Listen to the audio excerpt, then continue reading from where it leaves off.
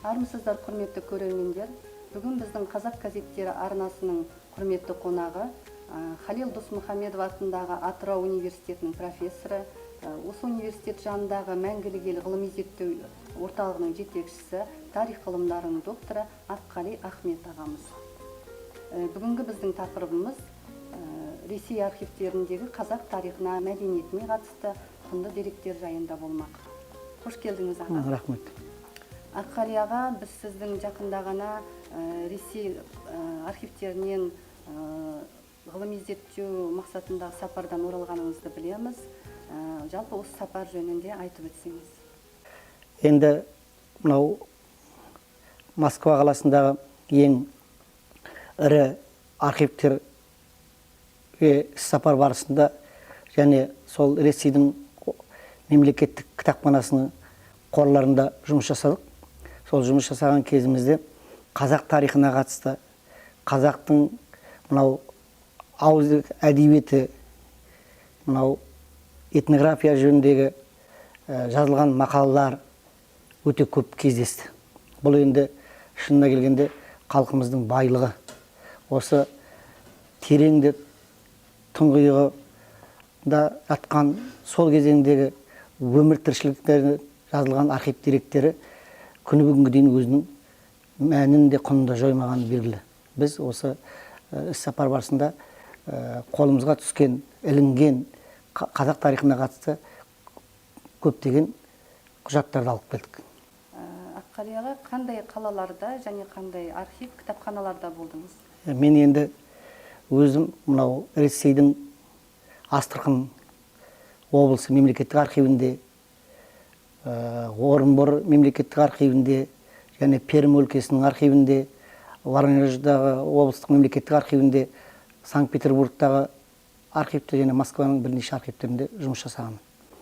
Бұл жұмыс жасаудың барысында бағана айтылып өткендей, қазақ елінің тарихына қатысты құнды деректерді әлі күнге дейін біз жинақтай алмай жүргенімізді өкінішті деп ойлаймын. Себебі ғалымдар барып жатыр, алып жатыр, бірақ өкініштісі біз бәрін алдық, бәрін жинадық деп айта алмаймыз.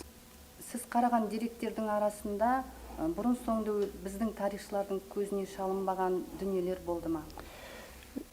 Бұл енді осы сапар барысында мынау Ресейдің мемлекеттік кітапханасының Химки қаласында филиалы бар. Бұл Химки қаласындағы филиалда кітапхана қоры дейтін бүкіл кеңестер одағының кезінде қорғалған диссертациялар мен мынау бүкіл Советтер одағының аумағында шыққан газет журналдардың үлкен қоры сонда сақталған. Бұл қорда революцияға дейінгі, революциядан кейінгі Совет үкіметі кезеңінде шыққан газет журналдар солаймен сақталып тұр.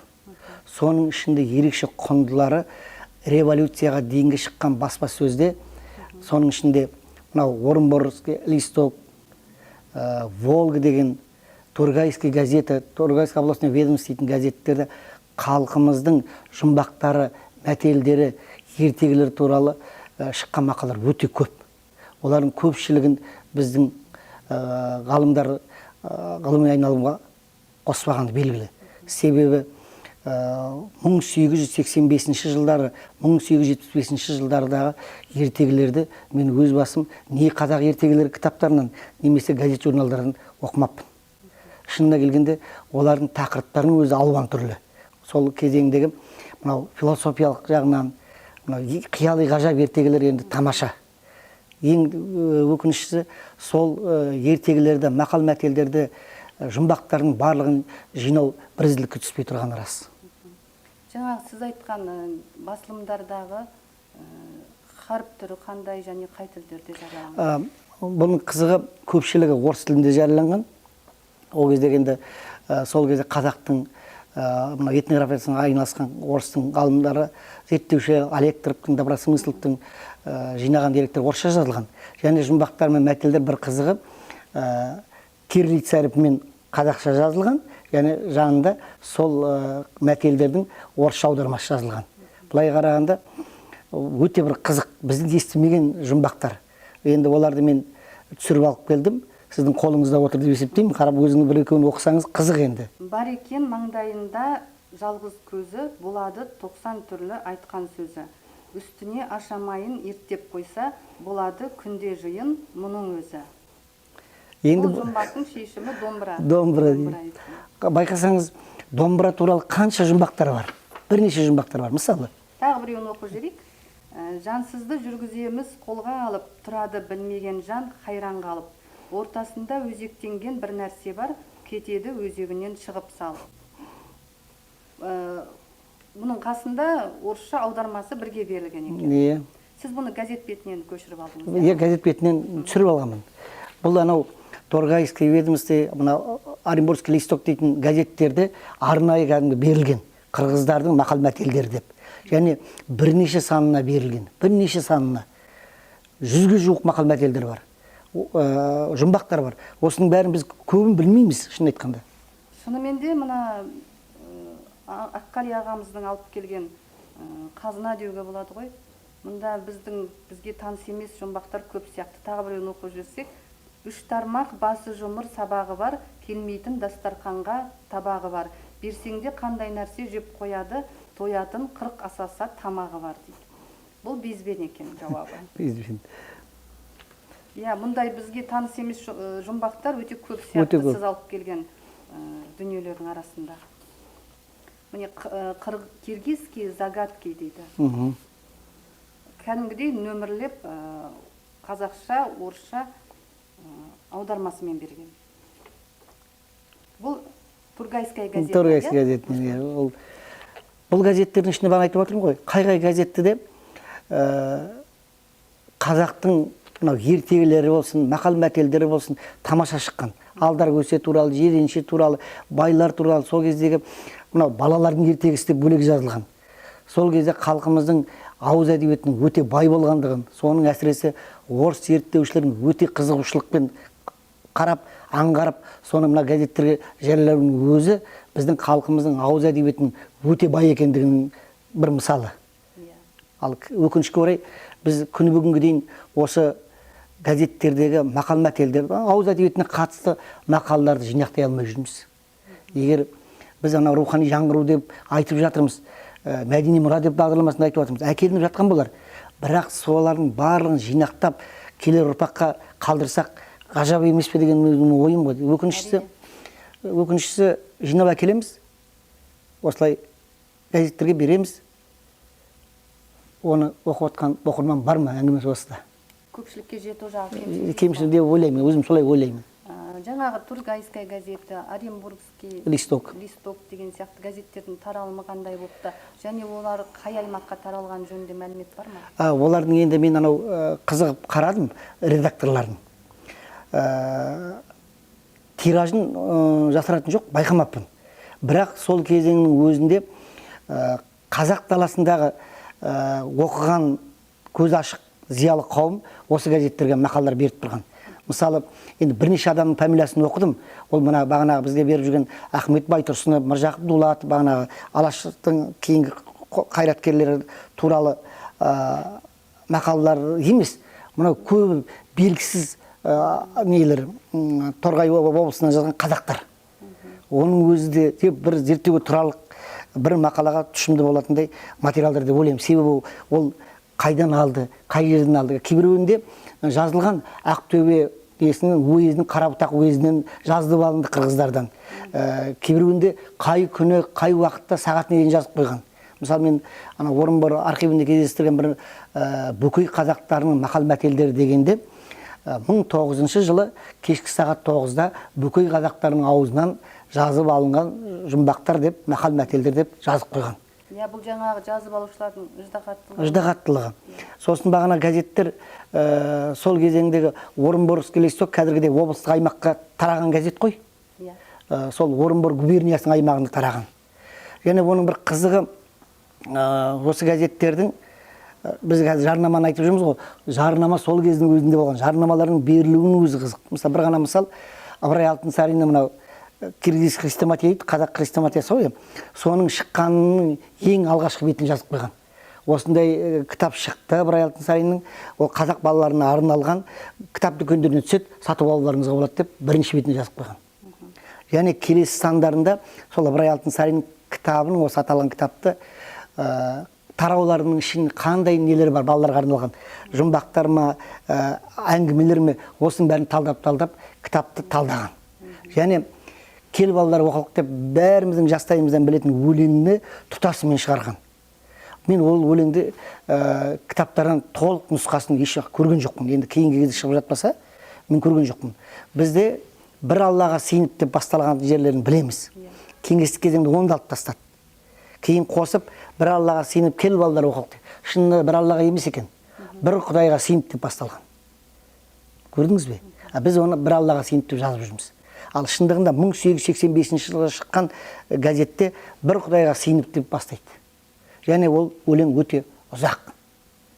Енді оны газет беттеріне жарияласақ дұрыс болар деген ойдамын. Себебі бүкіл оқырман, бүкіл қазақтың оқырмандары оқыса Ыбырай Алтынсариннің осы өлең деген өзімнің ойым бар. Дұрыс айтасыз аға. Жаңағы газеттер неше беттен тұрады? Ол газеттер 6 бет, сондай газеттер 6 беттен тұрады. Сосын әрбір мына газеттердің, қазір газеттерде нөмірлейді ғой. Ол нөмірі бар, 2-ші бет, 3-ші бет, 4-ші бет деп. Енді тамаша. Олар Орынбор баспаханасында?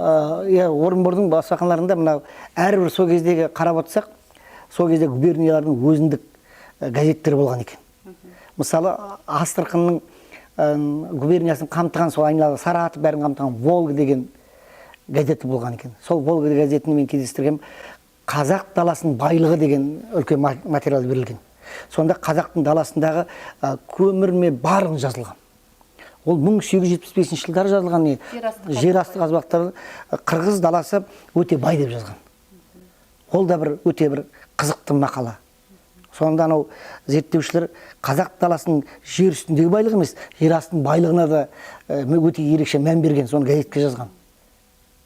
Сондай мақалаларды көп кездестірдім. Енді тағы бір қызық нәрсе, осы алып келгендердің ішінде мынау тарихқа қатысты мәселелер, мынау тарихымызға қатысты өте тамаша мақалалар бар. Соның бір қызық бір дерегін айтайын. Сол Торгайский газетіне мына Айшуақ дейтін қан болды ғой. Сол Айшуақты қан қылып көтергендегі патшаның Александрдың жарлығы тұтасымен жарияланған. Мен оны көп жерден кездестірген жоқпын. Мына тарих құжаттар жинақтарында да ол жоқ. Ал сонда түгел жазған және астына жазып қойған бұл материал Орынбор архивінен табылды деп. Сондықтан да мен көпшілікке таныстыруды жөн көрдік деп астына сілтемемен жазып қойған. Архивтен табылған жариялап тұр ғой? Жариялап тұр, архивтен табылған, бұрын жарияланбаған дейді. Бұл құжат жарияланбаған. Бұл ғалымдардың дейді, бана орыс ғалымдардың әлгі Орынбор архив комиссиясы дейтін болды. Сонда ғалымдардың тапқанын газетке тұтасымен жариялап қойған. Және астына бағана айтқанда сілтемесін берген. Бұл архивтен табылған құжат.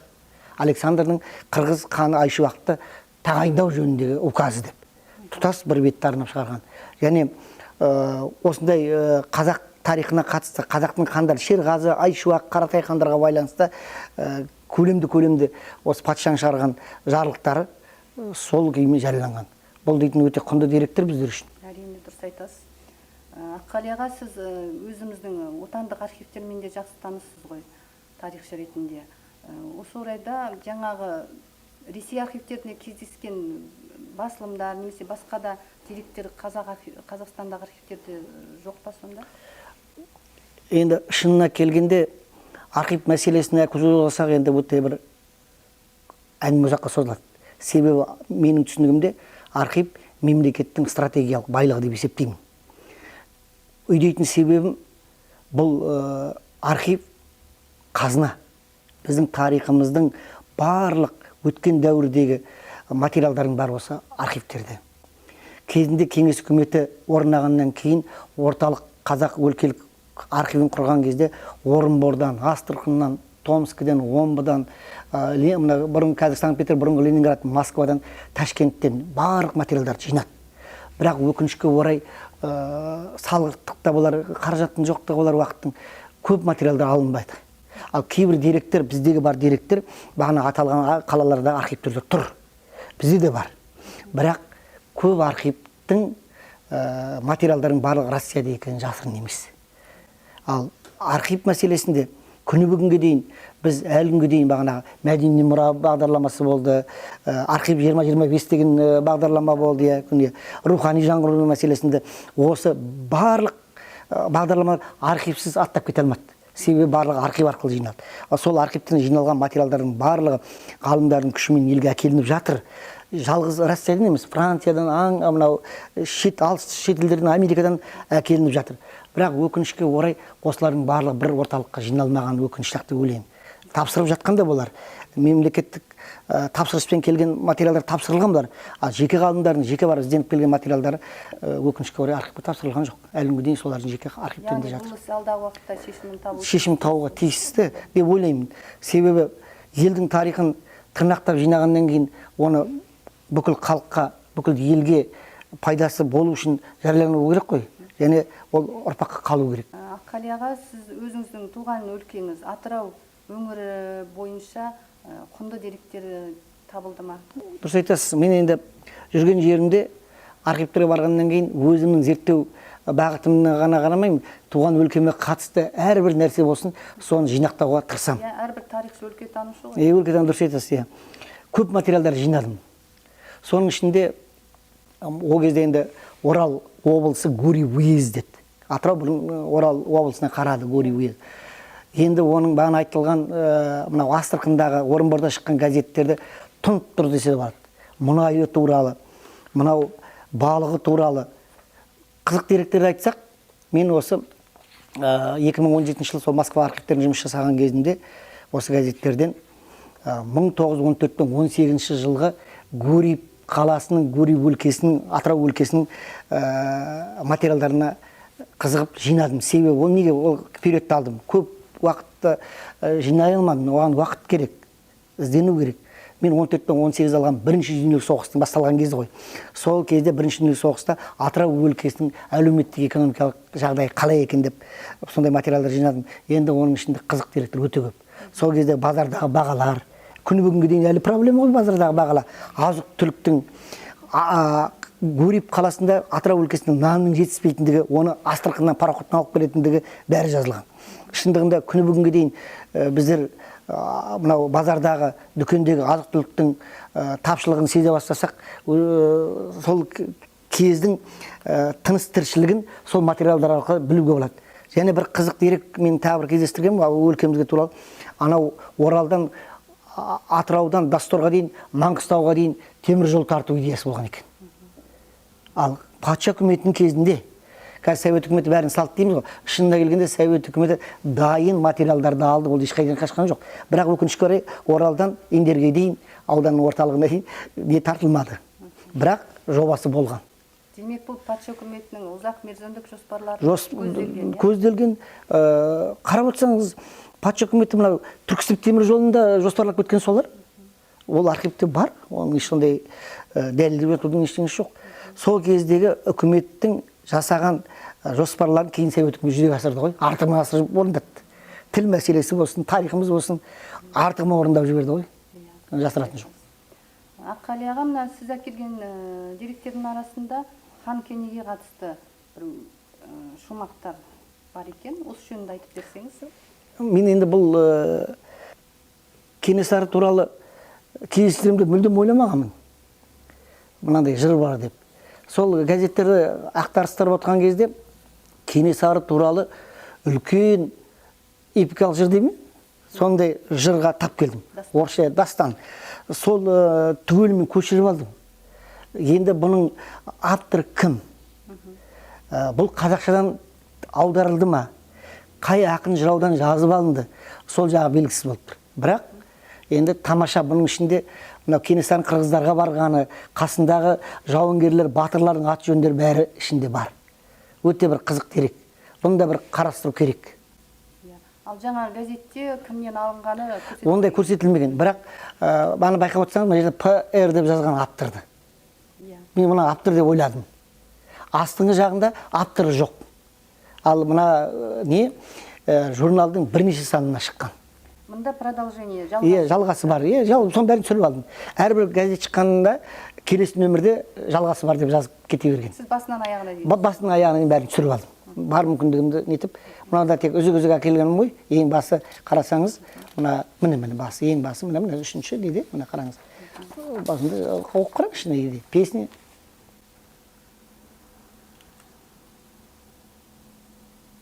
Песня у Кенесары. О Кенесары дейді. Сол Наурызбай, Кенесары, хан Абылай. Иә, бәрі бар. Родные это дети дейді.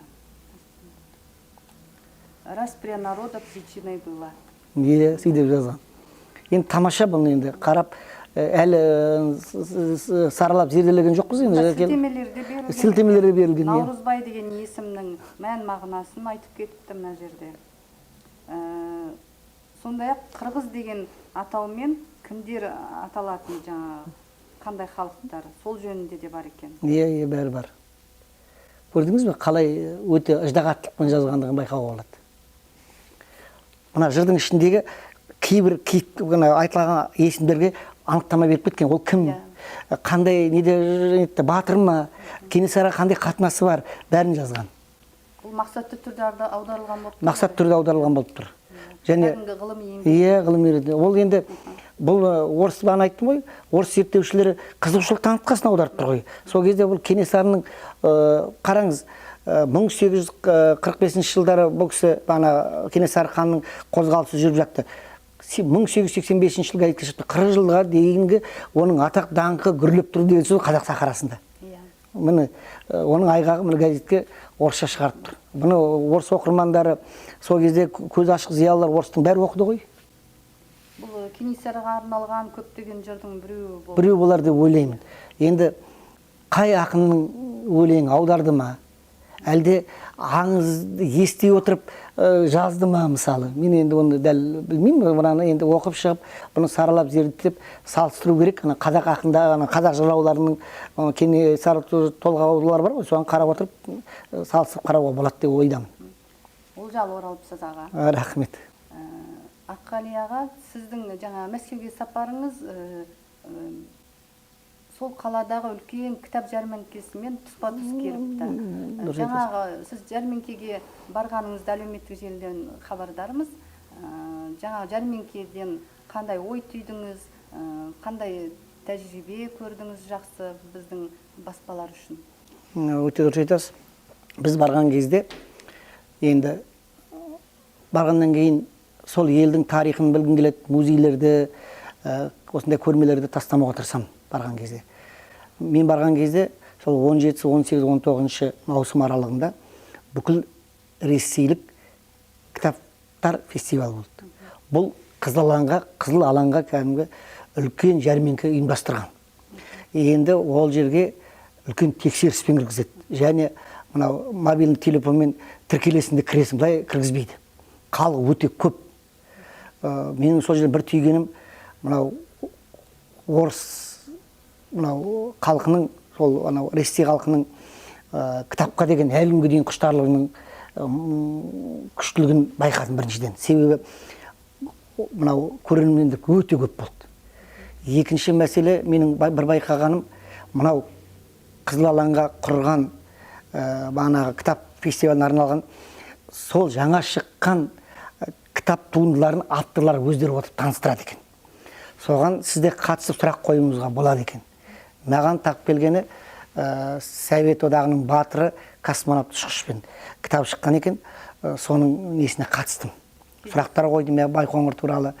Байқоңырда қашан болдыңыз, Байқоңыр сізге қандай әсер қалды дегенде, ол енді жақсы лебіздер айтты. Қазақстан мен болып тұрам, себебі жердің кіндігінен біз сол жерден ұшамыз Қазақстаннан деп отырғандарға барлығын айтты. Сонда анау тікелей оқырманмен автордың байланысы тамаша екен. Ол жалғыз ол жерде емес, барлық жерде солай ұйымдастырылған. Әрбір алаңда кісілер көп жиналды. Ол екінші әсерім.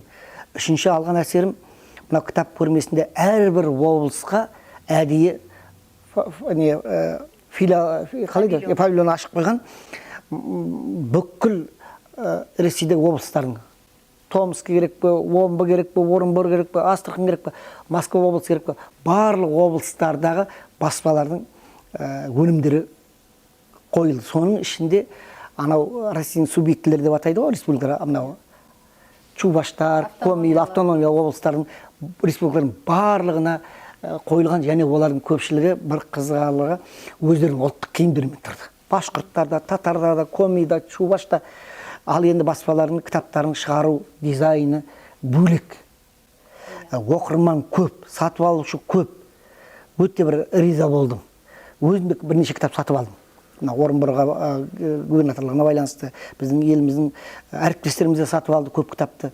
Олардың кітап шығару несі бір бөлек, яғни кітапты сатудың өзі жолға қойылған ба деген түсінік қалыптасты. Себебі оқырмандар тікелей байланыспен алып, ана кітаптарды сатып алып отқан адамдар көп, жастар көп. Мен соған сондай тәнті болдым. Яғни кітапты шығарып қана қоймай, оны оқырманға жеткізудің өзі, насихаттау, кітап сату мәдениеті дамыған. өте тамаша. Екінші күні ана орталықта, олардың Қызыл алаңда білесіздер, государственный универсальный магазин дейтін бар, орталық үлкен дүкен бар. Губия. Соның ортасында мына букинист кітаптар, ескі кітаптарды сатылымға шығарған. Ой, енді айтарға жоқ. Кітаптың неше түрі бар. Қызығасың, барлығы сонау 700 жылғы, 1800 жылдағы кітаптардың манаға Пушкиндердің оригинал дейді ғой, сол кезде шыққан. Бәрі тұнып тұр ғой. Жаңағы букинистегі және жәрмеңкедегі кітаптардың бағалары қандай екен? Бағалар енді әртүрлі. Мен өзімнің бір байқағаным, енді 1000 рубль дегенде 6000-дай ғой. Сол шамада сондай кітаптар. Енді біздің теңгемен 2000-дің де кітаптары бар. Әртүрлі баға. Ал кітаптың мазмұнына байланысты олар енді әртүрлі қойған. Біз өзіміз сол кітап сатып алғанда, өзім баға есептеп қарағанда, бір кітабымыз 6000, 7000, 8000-дай сондайға кітаптарды, бірнеше кітаптар алдық. Оған енді кітап дейтін байлық қой. Ол тамаша ғой. Сондай бірнеше кітаптар сатып алдық. Енді олардың кітапқа деген көзқарасы, мынау жастардың, балалардың кітапханалары бір бөлек кітаптары. Міне мен тағы бір байқағаным. Балаларға арналған, балалардың несіне балалар жазушылары отыр, ақындар отыр. Тыңдап қарасаңыз, балаларға арналған нәрселер өте көп растайды. Біздерде ондай жоқ деп есептеймін мен өзім. Балаларға өлең шығару өте қиын деп өзім ойлаймын. Ал сол Ресейде мен байқағаным, балалар кітапханасы дейтін бір бөлек екен. Оларға бір бөлек павильон ашып қойған. Онда балалар дейтін кәдімгі қызығып қарап отыр. Анау ертегілер болсын, алып жатыр. Тамаша. Бізде балаларға жазатын ақын жазушылар баршылық, бірақ жаңағындай заманауи кітап басу ісінің үздік өнімдері ретінде жеткізу жағы енді кемшіндеу деуге болады. Ол жағын енді ақылдасып шешетін мәселелер ғой, өкіметтік деңгейде. Жаңа сіз бір сөзіңізде ертегілер жөнінде айтып қалдыңыз. Соны тарқатып айтып кетсеңіз. Мынау енді ертегі деген, қазіргі бала ертегі оқи ма деген кейбірде ойлаймын, оқитын да болар. Бірақ біз енді кішкене алдыңғы буын болғаннан кейін бе, өзіміздің заманымызды көп айтамыз ғой, кітапты көп оқыдық, ертегіні көп оқыдық. Одан енді ешкім жаман болмаған болар. Қазақ ертегілерін көреміз, кітапханада, кітаптарда, кітап дүкендердің сөрелерінде тұрады. Бірақ бағасы қымбат. Оны кім алады кейбірде ойлаймын. Оның екінің бірі сол кітапқа қолы жете ме? Ал кітапханада тұрған кітаптарды балалар оқи ма? Бұрын балалар кітапханасы дейтін болды ғой, қазірде бар ғой.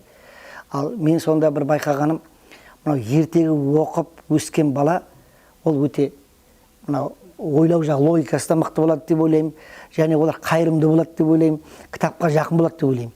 Ал анау қазақтың ертегілері енді тамаша. Бұлар сізге таныс емес еді? Таныс емес ертегілер. Мысалы мен бір Алдар көсе деген бір ертегіні оқыдым. Менің оқып жүрген Алдар көселерден бөлек, өте қызық. Бір шалдың әңгімесі, екі жолдастың әңгімесі деген ертегілер өте көп. Енді ана ертегілер әрбір уезден жазып алған. Қостанай уезі, Торғай уезі, Орал уезі, Шыңғырлауды жазған әрбір ертегілерді. Сонда Қазақстанның аймағында сол кезде түсінік қалыптасады, сол кезде де ертегі айтушылар болған бар деп ойлаймын. Ертегішілер. Анау ертегі айта білетіндер, солдай да мен түсінім солай болды. Ертегішілер. Қазіргі ертегілердің кітаптарының ішінде олардың бірде-біреуін кездестірген жоқпын. Қызық енді. Олар ауызша тараған ертегілер ғой, жаңағы суырып салма ақындардың өлеңдері сияқты. Солай сияқты деп ойлаймын. Себебі ертегіні сол кездегі ертегішілер айтса да, қай уезге барсын, қазақтың үйіне барғанда ертегі айтып соны жазып алып тұр ғой, көрдіңіз бе?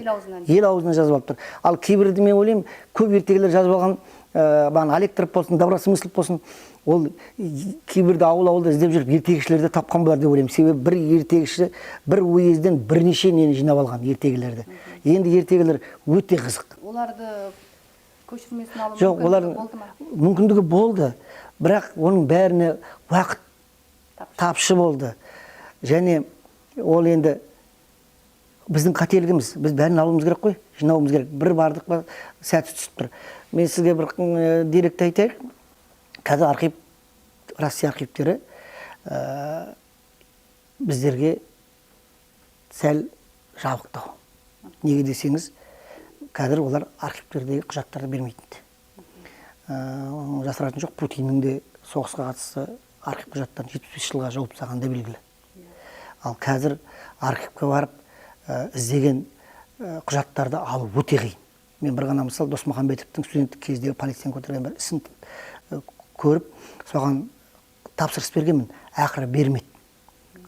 Болмайды, ол неге мынандай деген әртүрлі. Енді ол жерде айтып тартысуға болмайды ғой, олардың ішкі заңдары олар. Біз оған ережелеріне көнуге тура келді. Соған қараған кезде біздің ғалымдарымыз қазіргі мен айтып отырған мынау Химкідегі қазаққа қатынасты газетке шыққан барлық материалдарды сол түсіріп, елге әкеліп, кітап қылып, жинақ қылып шығарса деген бір ой бар. Әттең бәріне қаражат керек, уақыт керек, біреуге сілтемеуіміз керек, оны өзіміз бастауымыз керек, өзіміз жинауымыз керек. Біздер енді біреуге айтып, біреудің жасаған жақсы көріп тұратын қалыппыз ғой. Дегенмен мемлекеттік жаңағы архив 2025 бағдарламасы бар. Бұның өзі жаңа ұлттық тарихымызға қатысты құнды деректерді жүйелеудің бір жақсы шарасы деп ойлаймыз. Алдағы уақытта бұл жұмыстар жалғасын табатын болар. Әрине табады. Мемлекет соған тапсырысты беріп, жоспарлы түрде жасаса, құба-құп біз қолдаймыз ғой. Себебі өзіміздің еліміздің тарихын, өзіміздің ауызекі әдебиетімізді өзімізден басқа кімге керек? Кім жинайды оны? Себебі халқымыздың осындай мол, бай мұрасын жинау біздерге ол міндет, парыз болу керек. Дұрыс айтасыз аға. Көп рахмет бүгінгі біздің эфирімізге келіп, сапарыңыздан алған құнды деректермен бөлісіп отырсыз. Алдағы уақытта сіз тапқан және жаңағы Ресей архивтерінде жатқан құнды деректеріміз бізге жетіп, өзінің халқымыздың асыл мұрасының қатарына қосылады деп сенеміз. Көп рахмет, Қали аға. Сізге де көп рахмет шақырғандарыңызға. Сіздерге де шығармашылық табыстар тілеймін. Рахмет.